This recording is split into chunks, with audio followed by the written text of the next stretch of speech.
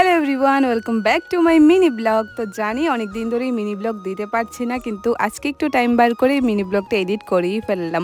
Actually video অনেকগুলি জমে আছে, কিন্তু আমি এডিট করারই টাইম পাচ্ছি না। তো যাই হোক, আজকের ভিডিওটা কিন্তু ছিল গণেশ পূজার দশমীর দিনের ব্লগ। গণেশ পুজোতে স্টলে এতটাই ক্রাউড গিয়েছে যে আমি ভিডিও করারই টাইম পাইনি। তো আজকে কিন্তু দশমী, আমি জানি আগে থেকে যে আজকে ক্রাউডটা একটু কম থাকবে, তাই কিন্তু আজকে একটা ভিডিও বানিয়েছি আমি। তাই ভাবলাম তোমাদের সাথে শেয়ার করে দিই। মিনি ব্লগের মতো একটা বড় ব্লগ ফেসবুকে আপলোড করা আছে, কিন্তু এটা মিনি ব্লগটা আমি তোমাদের সাথে শেয়ার করছি। তো চলো, তো এখন দেখতেই পাচ্ছ কাজ করছি, আর ওইদিকে না দশমী হচ্ছিল, রাস্তার মধ্যে দিয়ে অনেক লোকজন ছিল, লোকজন নাচানাচি করছিল, খুবই ভালো লাগছিল দেখতে। আমিও কিন্তু নাচতে নাচতে সেদিন কাজ করছিলাম, এত মজা লেগেছে কাজ করতে, কি আর বলবো, কারণ সবাই ডান্স করছিল, আর এত এত দশমী একদম দুর্গাপুজোর দশমীর মতো লাগছিল।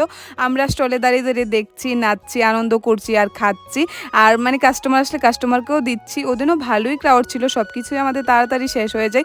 এদিকে দেখো আমাদের গন্নু বাবা চলে যাচ্ছে, আবার একটা বছরের অপেক্ষা, 1 বছর পরে কিন্তু আসবে।